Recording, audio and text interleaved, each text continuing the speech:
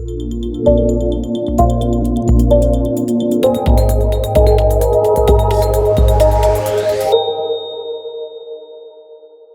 Well, Ted, thank you so much for joining me for our second episode of ILTACON 2022 ILTA TV.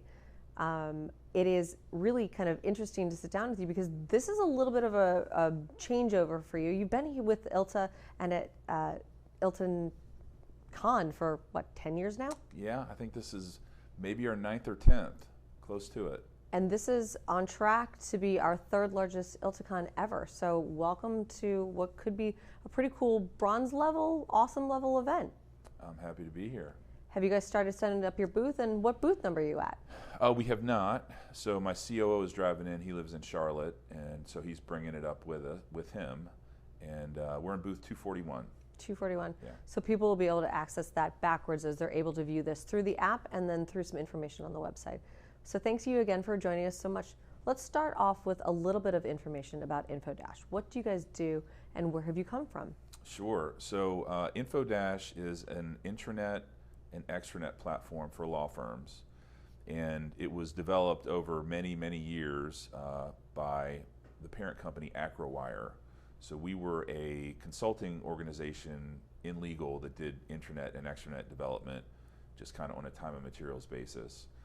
And over time, we accumulated a lot of intellectual property, partnered with other vendors in that space, learned where all the bodies were buried, and decided to build a better mousetrap.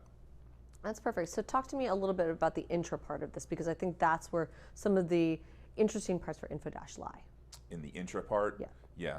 So we're a Microsoft 365 based intranet platform, and there's a few out there in the marketplace. We decided to make the platform cloud only. You can run it on-prem, but Microsoft has made it really challenging to do so. So we really focus on cloud deployments only. The good thing is, in the legal world, there's a tsunami of migrations from on-prem to the cloud. So all the most firms have at least migrated Exchange to at least a hybrid kind of status. So firms are moving there en masse, and they have to decide their old intranet that's running on-prem won't work in Microsoft 365. There's just fundamental differences in how the platforms operate, so they're going to have to make some decisions, and so our timing is really good, and we're getting great traction. Not to put kind of a weird spin on the pandemic, if you will, but the changeover between people being in office to hybrid to being remote certainly has changed the way business is practiced. Has this changed the way you guys have marketed yourselves, or really adapted to anything that we're seeing as people either go back hybrid or stay at home? Yeah, so two dynamics really put a lot of wind at our back during COVID. One was remote work. So intranets became a must-have instead of a nice-to-have, right? Some law firms didn't invest heavily in their intranets because their people were on-prem. Establishing a sense of culture was easy.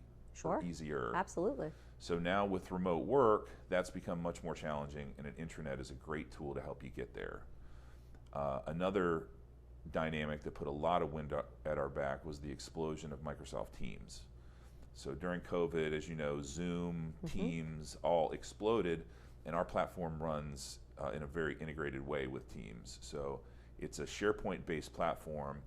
People don't know this, but Teams is probably 60-70% SharePoint underneath the hood. Thankfully for my role, yes. Oh, you do, yeah. I love SharePoint. So so those two dynamics really helped push us forward. So we've been working on the technology for a lot of years, and when COVID hit, we decided the time was right. Let's go ahead and double down and make this happen. So things have been going great so far. I really like the idea of the collaboration aspect for you guys, and I think that that's equally important as we're on site for ILTACON. Now, if someone were to come up to you guys at your booth and they didn't know anything about you, what would you like them to ask you as their very first question? Yeah, so what we do different is probably relevant. I'd want them to ask me, how we're different from what else is out there in the marketplace. And, In terms of platforms that focus exclusively on legal, there's really a small number. Like, you can count them on one hand. So I would want them to ask, how is Infodash different? And I'd be happy to explain how. But that'd be a great question to ask. Well, I have to ask now, how are you guys different? So we really three ways. Way number one is we enable content managers. So the existing platforms that are out there are very complicated. They require IT involvement for a content owner, which is usually not a technical person. It's somebody usually from KM that is responsible for a practice page on an intranet, for example. And they need to feed relevant content to the intranet so that people come and they have access to the resources they need. So we focus on enabling them to do their job without IT involvement. Another key differentiator for us is our Microsoft 365 alignment. So when you deploy our product, all of the other tools within Microsoft 365 become enabled. So for example, we put a API that runs and essentially pulls information from all the back-end systems, like your document management, your finance system, and then within Microsoft 365, not only does Infodash, present that information, but if you wanted to go create a workflow in Power Automate, it's a Microsoft tool. If you wanted to build an app using Power Apps, if you wanted to expose the data in Microsoft Teams or Outlook, you now have the ability to do that where you didn't before. So it does a lot of heavy lifting.